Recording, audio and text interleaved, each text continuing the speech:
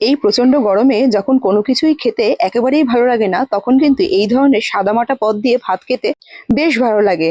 আর এই অনুষ্ঠান বাড়ির মতন যে শুক্তোটা, এটা কিন্তু একেবারে অল্প মশলাযুক্ত খাবার, আর সেই সাথে গরমের সমস্ত রকমের সবজি যেহেতু এর মধ্যে থাকে, এটা খাওয়াও কিন্তু শরীরের পক্ষে অনেক ভালো। এখানে শুক্তোর জন্য সবকিছু আমি লম্বা লম্বা করে কেটে নিয়েছিলাম। রাঙা আলু, কাঁচকলা, এমনি আলু, আর সজনে ডাঁটা, বেগুন নিয়েছি, আর সেই সাথে নিয়েছিলাম উচ্ছে আর পেঁপে। এখানে শুক্তোর জন্য আমার খুব সামান্য একটু মশলার দরকার। এখানে 1 চামচ কালো আর সাদা সর্ষে নিয়েছিলাম, আর 1 চামচ পোস্ত। এই দুটোকে একসাথে বেটে আমি একটু সাইডে করে রাখছি, এটা পরে লাগবে। আর সেই সাথে আরো লাগবে 1 চামচ মতো রাঁধুনি, আর 1 চামচ মতো আদা বাটা। এটাকেও বেটে আমি সাইডে রেখে দিচ্ছি। এই দুটো আমি পরে রান্নায় ব্যবহার করব। এরপর কড়াইতে 2 চামচ মতো তেল দিয়ে দিয়েছি। তেলটা একটুখানি গরম হলে আগে থেকে যে কেটে রাখা বেগুনগুলো আছে, সেই বেগুনগুলো একটুখানি ভেজে তুলে রেখে দেবো। একটু সামান্য নুন দিয়ে দিয়েছি, আর বেগুনগুলোকে একটু হালকা করে লাল লাল করে ভেজে তুলে রেখে দিচ্ছি। আবারও 2 চামচ তেল দেবো। তেল দিয়ে এর মধ্যে বেশ কয়েকটা বড়ি আমি এখানে ব্যবহার করব, সেই বড়িগুলোকেও একটুখানি ভেজে তুলে রেখে দিচ্ছি।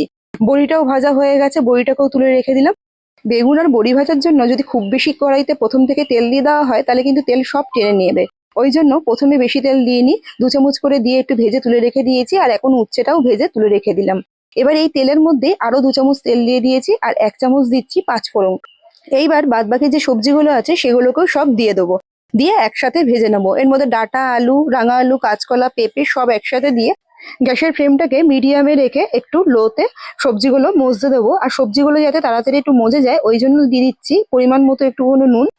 গ্যাসের ফ্লেমটাকে মিডিয়ামে রেখে একটু ঢেকে ঢেকে ভাজলে কিন্তু সবজিটা খুব সুন্দর করে মজবে। যেহেতু এর মধ্যে তেল খুব বেশি পরিমাণে পড়ে না, সবজি আন্দাজে তেল কিন্তু কম পরিমাণেই রয়েছে, তাই একটুখানি সবজির জলটাতেই জিনিসটা মজলে খেতে কিন্তু খুবই সুন্দর হবে। আস্তে আস্তে সবজিগুলো কিন্তু ভাজা হয়ে গেছে, একটু ঢেকে ঢেকে বারবার করে দিয়েছিলাম, তাতে সবজিগুলো সুন্দর মজে এসছে।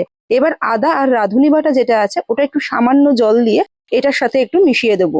আর মশলাটা থেকে একটু কাঁচা গন্ধ চলে গেলে এর মধ্যে কিন্তু পরিমাণ মতো আমি জল দিয়ে দেবো। মিনিট 2-3 হয়ে গেছে, মশলাটা দিয়েছি আর কাঁচা গন্ধটা বেশ খানিকটা চলে গেছে। এবার আমি এখানে পরিমাণ মতো জল দিয়ে দিলাম, যাতে সবজিগুলো একটুখানি সিদ্ধ হয়। আর এখানে একটা ঢাকনা দিয়ে দিচ্ছি, যাতে খুব সুন্দর করে সবজিগুলো মজে আসে। মোটামুটি 7 থেকে 8 মিনিট মতো হয়ে গেছে, আর সবজিগুলো কিন্তু এখানে অনেকটাই সিদ্ধ হয়ে গেছে, আর অল্প একটুখানি সিদ্ধ হতে বাকি রয়েছে।